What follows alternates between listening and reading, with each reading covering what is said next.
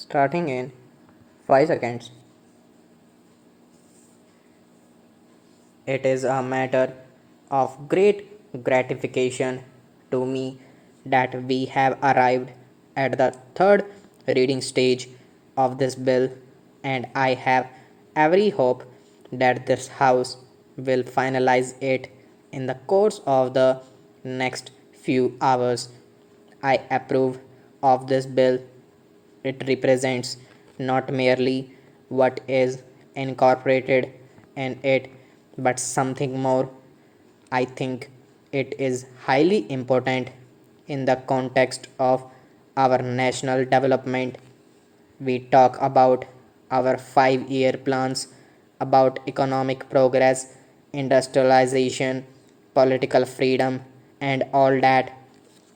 They are all highly important, but I have no doubt in my mind that the real progress of the country means progress not only on the political plane, not only on the economic plane, but also on the social plane. They have to be integrated. All these, when a great nation goes forward, I welcome this particular measure because I think it is of the highest importance that we should take up the social challenge.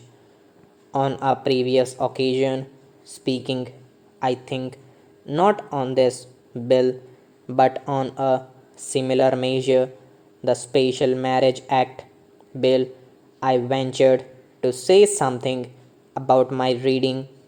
I speak, of course, before experts with fear, but I venture to say that what my conception of Hindu law is. Hindu law had never been rigid, it had a certain dynamic element in it. Indeed, that was its strength.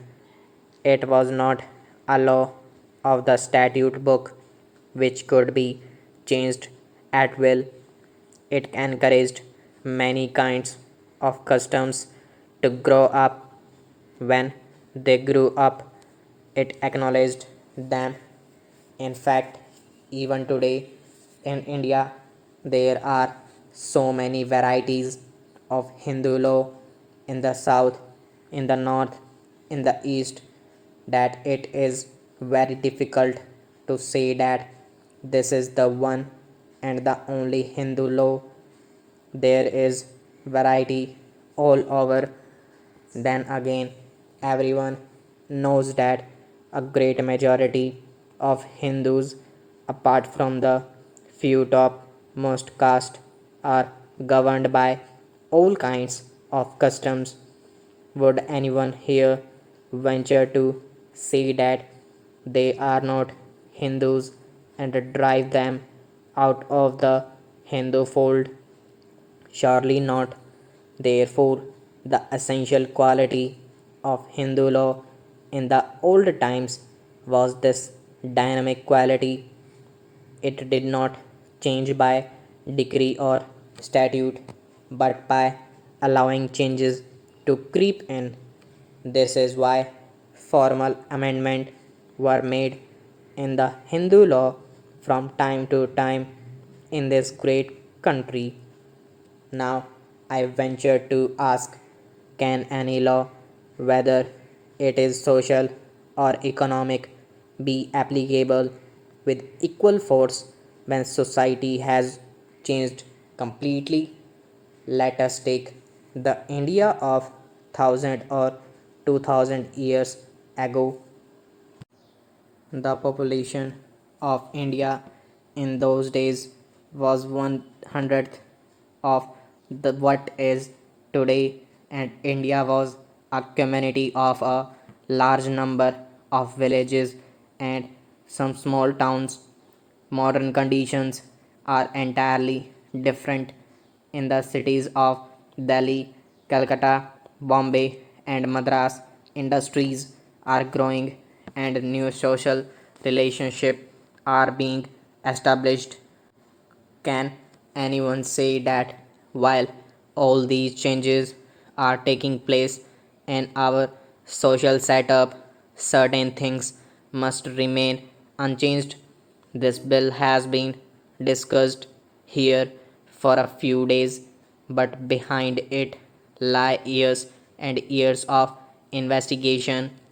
First, there was committee which functioned for a number of years here in this parliament. This matter has come up for the last 3.5 years.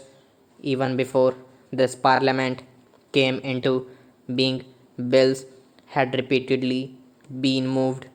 No subject, I take it, has been so much before the public and discussed so much as this particular subject of the reform of the Hindu law in regard to personal relationship. It was right that there should have been so much opportunities given for public consideration because it is an important measure. This morning, a fact came to my notice that in the small state of Saurashtra, one of our smallest states, one of our socially advanced states, if I may say so, there is on an average one suicide a day among the women of maladjustment in human relationships. The figure was over 300 in a year. You can calculate the proportion it works out to in it that state. These are authentic figures which the chief minister of the state gave me. This shows that the maladjustment and difficulties that the women have to face. I have no doubt that similar statistics may be collected from other parts of India. I had the privilege of listening to the speech of the honorable member opposite. The more I listened to it, the more confused and surprised I got. He dealt at great length with what a sacrament is. What does it mean? A sacrament, I take it, is some ceremony which has a religious significance. A Hindu marriage is a religious ceremony, undoubtedly, but does it mean that it is a sacrament to tie up people who bite, who hate each other, who make life hell for each other? Is that a sacrament or a smakskara? I do not understand. This has to be considered afresh. Stop.